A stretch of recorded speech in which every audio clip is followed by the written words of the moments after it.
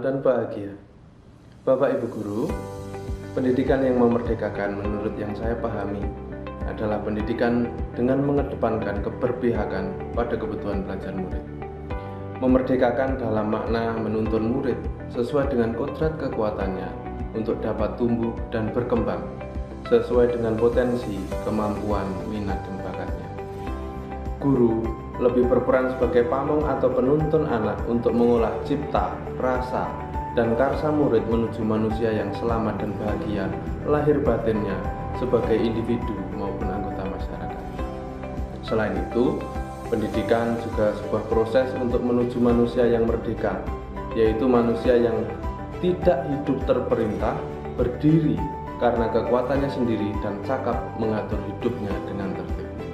Merdeka dalam artian bisa mengatur dirinya sendiri tanpa ketergantungan terhadap orang lain dengan tidak mengganggu kemerdekaan orang lain.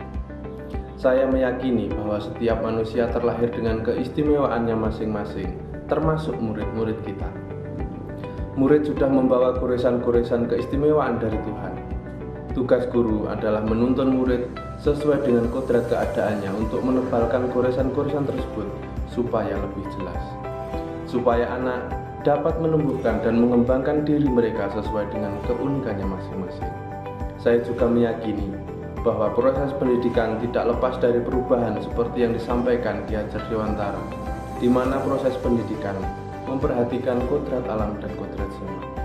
Setiap anak perlu dituntun sesuai dengan kodrat alamnya dan menyesuaikan dengan zaman di mana ia berada. Setiap perubahan dalam pendidikan juga berlandaskan asas trikon, yaitu kontinuitas, yang bisa diartikan pengembangan pendidikan yang harus dilakukan secara terus-menerus dan berkesinambungan. Konsentris, yaitu pengembangan pendidikan yang dilakukan harus tetap berdasarkan kepribadian kita sendiri. Dan konvergen, yang bisa diartikan sebagai pengembangan pendidikan yang dilakukan bisa mengambil dari berbagai sumber dan disesuaikan dengan kebutuhan dan potensi yang kita miliki sendiri.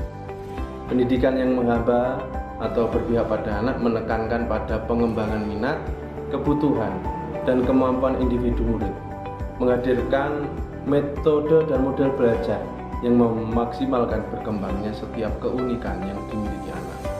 Menurut Ki Hajar Dewantara, dalam proses pendidikan memperhatikan pengolahan budi pekerti. Budi pekerti bisa dimaknai sebagai watak atau karakter, merupakan perpaduan antara gerak, pikiran, perasaan, dan kehendak atau kemauan sehingga menimbulkan tenaga. Proses pendidikan Ki Hajar Dewantara menekankan 3 hal utama, yaitu melatih panca indera, kehalusan budi pekerti, dan kecerdasan. Menurut beliau, pendidikan harus seimbang antara cipta, rasa, dan karsa. Pengembangan karakter atau budi pekerti tidak dapat tercipta begitu saja, harus melalui pembiasaan-pembiasaan baik di lingkungan sekolah, lingkungan keluarga, maupun lingkungan masyarakat. Kaitan filosofi dan prinsip pendidikan yang memerdekakan ini adalah dengan tujuan. Pendidikan adalah untuk membentuk murid dengan profil pelajar Pancasila.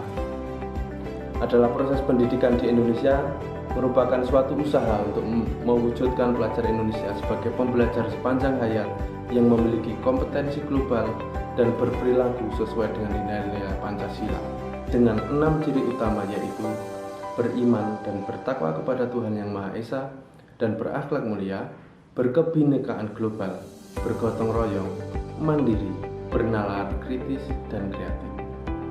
Terima kasih, salam dan bahagia.